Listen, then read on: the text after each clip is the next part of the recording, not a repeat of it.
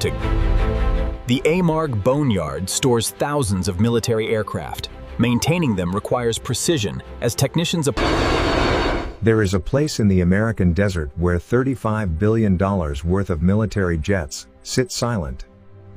Side by side, row after endless row, baking under the Arizona sun. Some of these machines cost more than $300 million each. Some flew combat missions. Some protected the skies over this very country. And now they sit in the dirt, wings still, engines cold. In a place most Americans have never heard of. What happens inside this graveyard? Why does the most powerful military on Earth park its deadliest jets in the open desert and walk away? And what are they doing behind those locked gates? That the public is no longer allowed to see? The answers are more surprising than you think, and they reveal something extraordinary about how this country protects its power. Drop a comment right now, type "still flying" if you believe America's retired jets deserve to live on. Let us know. Here is what most people get wrong about this place. They hear the word graveyard, and they think abandoned, forgotten, left to rust. But what is actually happening inside this facility is something far more calculated, far more strategic, and honestly, far more fascinating. The jets are not just sitting there doing nothing. They are part of a system so well designed that it has saved the American taxpayer over $4 billion in the last decade alone. But before we get into what they are doing with those aircraft, let's first understand where they are and why this specific patch of desert was chosen above everywhere else in the country. The place is called AMRG, the 309th Aerospace Maintenance and Regeneration Group. It sits at Davis-Monthan Air Force Base in Tucson, Arizona, and it is not small. The facility covers 2,600 acres. That is roughly 4 square miles of land filled with nothing but retired military aircraft.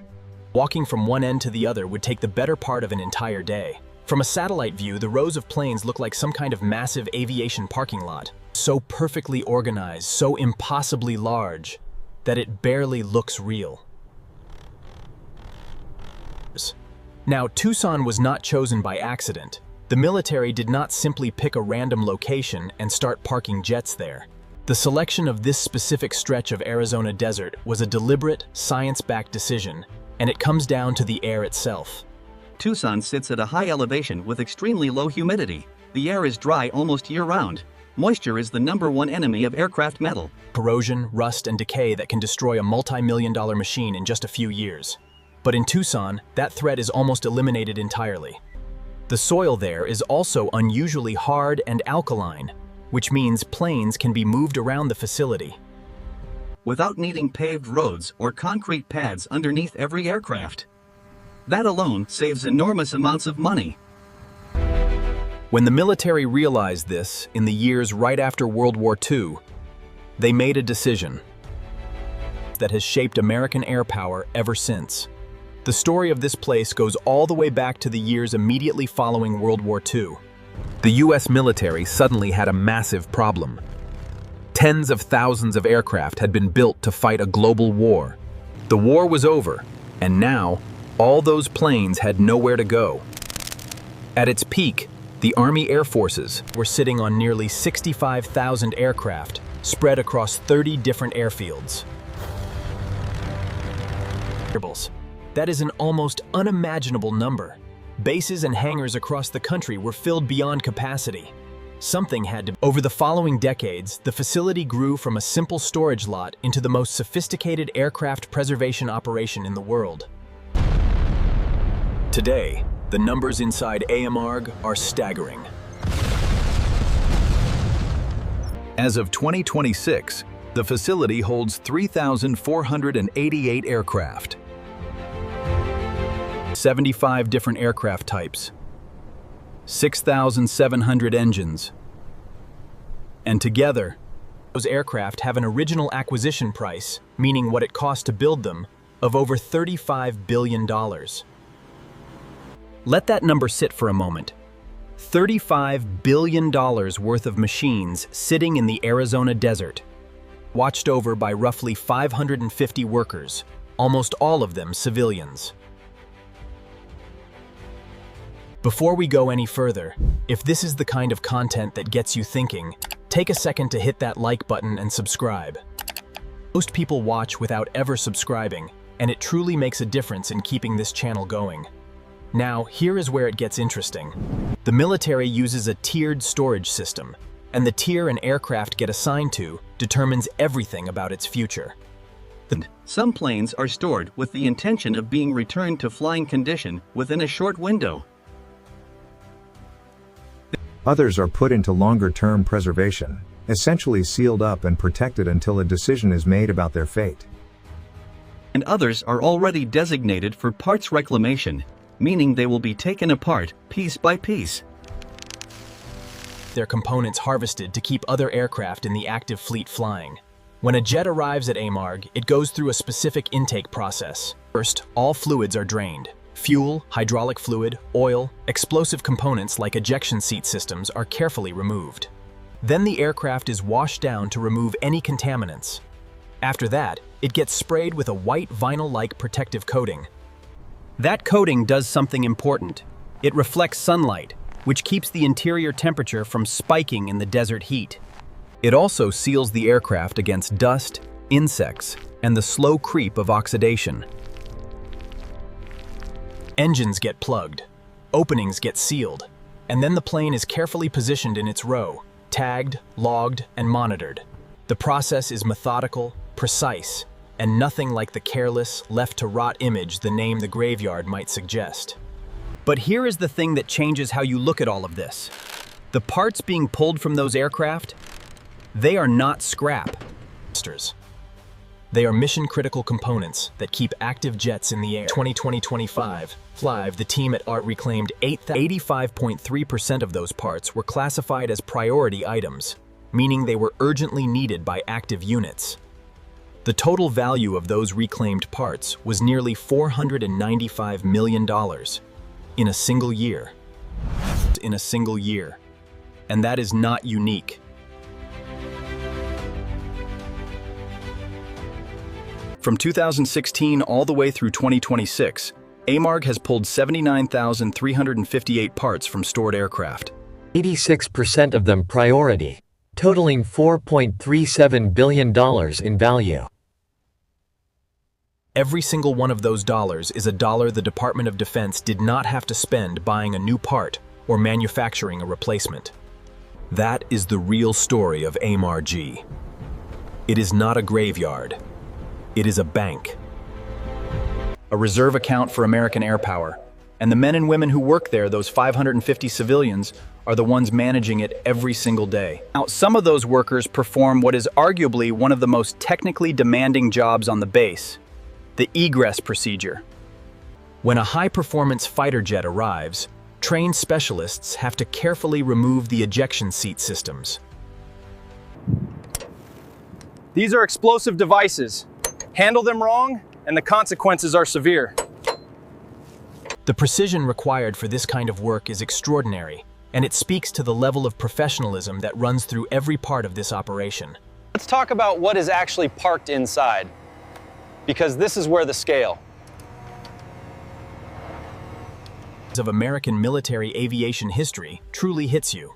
The rows of AMRG include B-52 Stratofortress bombers, long-range strategic aircraft that have been flying since the 1950s and are still flying today.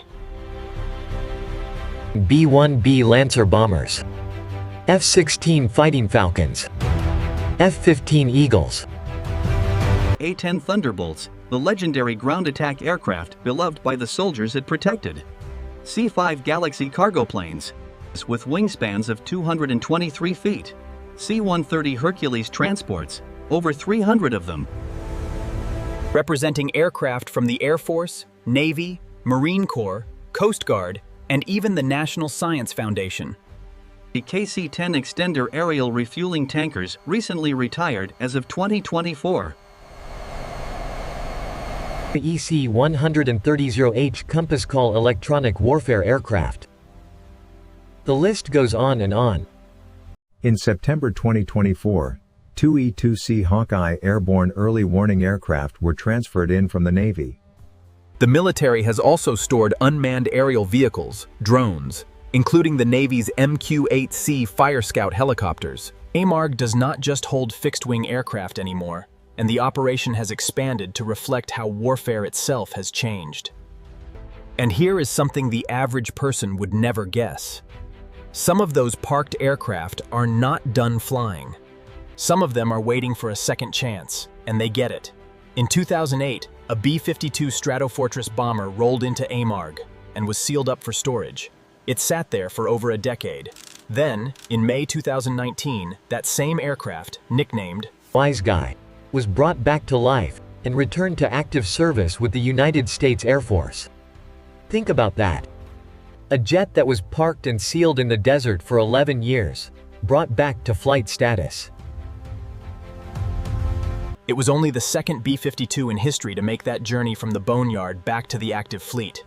The first was a bomber called Ghost Rider, which re-entered service in 2015 after 7 years in storage. Those are not isolated cases. The Air Force has also returned two B-1 Lancer bombers to active service after pulling them out of AMRG. C-23 Sherpa aircraft were regenerated for use by the U.S. Forest Service. B-57 Canberra aircraft were transferred to NASA for high-altitude research missions.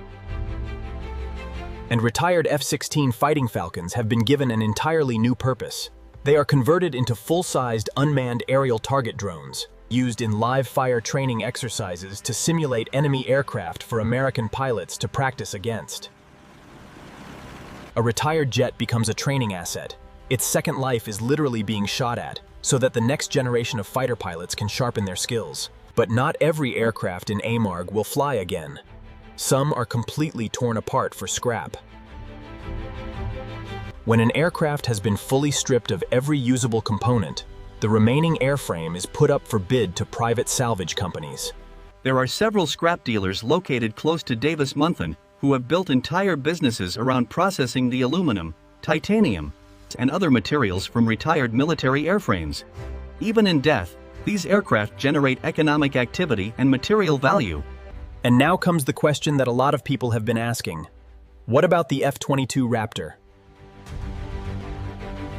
The most advanced air superiority fighter jet ever built. A machine that costs somewhere around $350 million per aircraft to produce. The Air Force has been pushing to retire its early model F-22s, the Block 20 variants, and Congress has been going back and forth on the decision.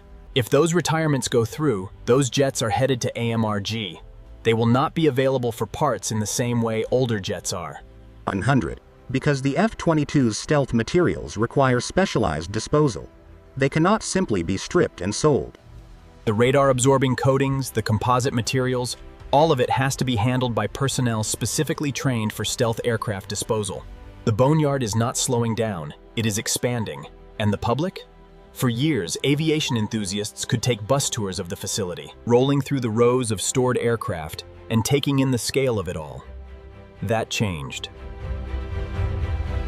Those tours are no longer available with no plans to restart them. Security considerations led the Air Force to close off outside access to the AMRG grounds. You can no longer get on a bus and roll past the B-52s. The Pima Air and Space Museum nearby still offers views of portions of the facility from its grounds, but the boneyard itself is locked. What goes on inside, stays inside. And that, in a way, says everything. It holds the hardware of 80 years of American aviation history. It supplies parts that keep active fighter jets airborne right now, today. It resurrects aircraft that the world thought were finished. And it guards secrets about what the military considers valuable enough to preserve, and what it considers ready to bury for good. $35 billion, 3,488 aircraft. 75 aircraft types, 4 square miles of desert, and 550 people keeping it all running. Quietly, professionally, without fanfare. That is AMRG.